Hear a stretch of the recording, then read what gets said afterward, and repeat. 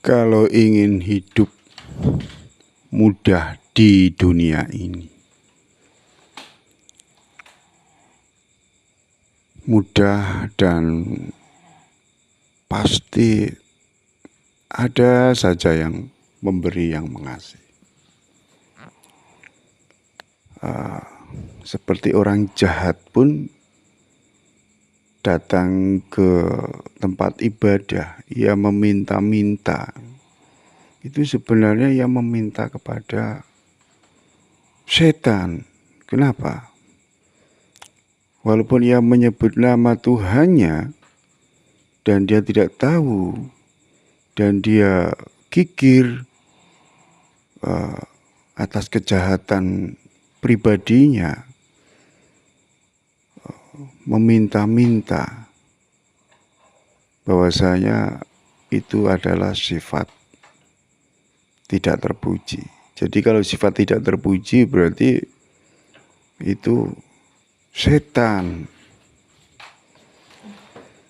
Ada lagi selain tempat-tempat ibadah, juga ada makam-makam wali, klinik seperti pegangan. Itu pasti orang yang sukses itu pasti itu. Saya pastikan di era sekarang ini. Memang zaman modern digitalisasi, tapi tetap saja semua pakai itu. Ya.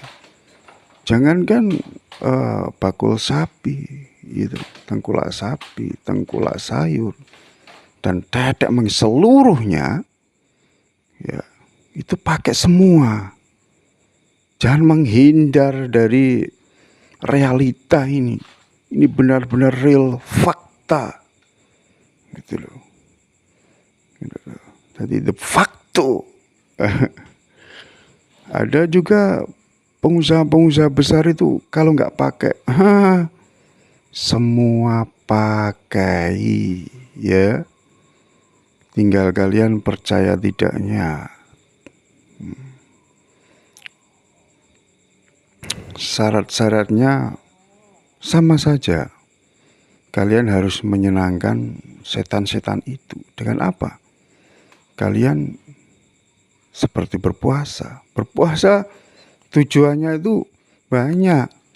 Tidak lantas puasa itu baik-baik, tujuannya itu banyak. Jadi kalau tujuannya buruk pasti akan menggerogoti. Itu pasti. Dan itu akan datang zamannya. Pasti ada pembalasannya, pasti. Ada yang suatu contoh rumah Darmo di Surabaya. Itu karena permintaannya itu cepat dan berani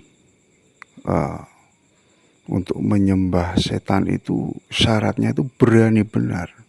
Jadi sekeluarganya itu disumpah di situ. Akhirnya cepat dia langsung bangun, del itu ada. Jadi lantas hancur. Ya kenyataannya itu ada. Tapi kenapa manusia-manusia itu seakan-akan munafik, gitu. Ya. Banyak kalau ingin menyembah setan, mau jadi presiden itu loh, bisa. Presiden Amerika loh, bisa. Kalian harus menyembah setan.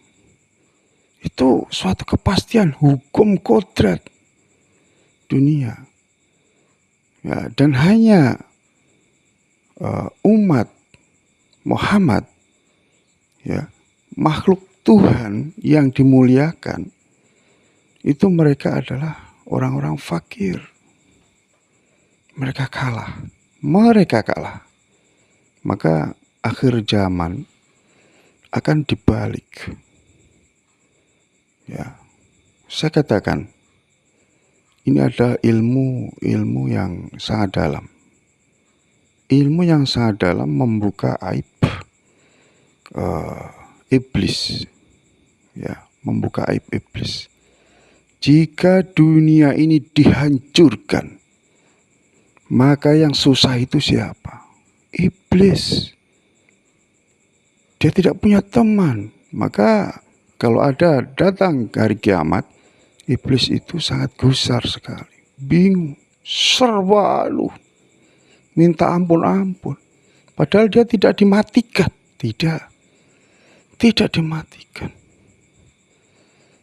Maka iblis nanti akan memohon-mohon ampun, sangat ampun, beribu-ribu tahun. Ya, hingga akhirnya Tuhan menentukan kematiannya. Ya, wabil taufik wal hidayah. Assalamualaikum warahmatullahi wabarakatuh.